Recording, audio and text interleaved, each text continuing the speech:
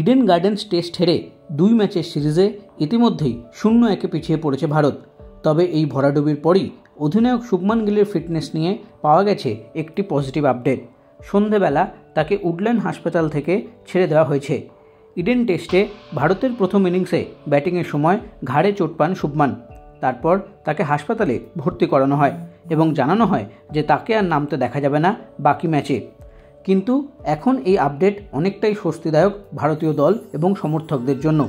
এমনকি CAB president Sourav গাঙ্গুলিও যান তার সাথে দেখা করতে হাসপাতালে। যদিও ব্যথা কমলেও তাকে আরও 4-5 দিন রেস্টের পরামর্শ দিয়েছেন ডাক্তারেরা। তাই আদৌ 22 তারিখ থেকে হতে যাওয়া দ্বিতীয় টেস্ট গুয়াহাটিতে তিনি খেলবেন কিনা তা সময় বলবে। ভারতের পারফরম্যান্সের পর ভারতীয় দল এবং সমর্থকেরা অবশ্যই চাইবে দলের অধিনায়ক শুভমান গিলকে সম্পূর্ণ অ্যাভেলেবল পেতে এই গুরুত্বপূর্ণ ম্যাচের জন্য। কিন্তু সবটাই এখন নির্ভর করছে তার রিকভারির ওপর।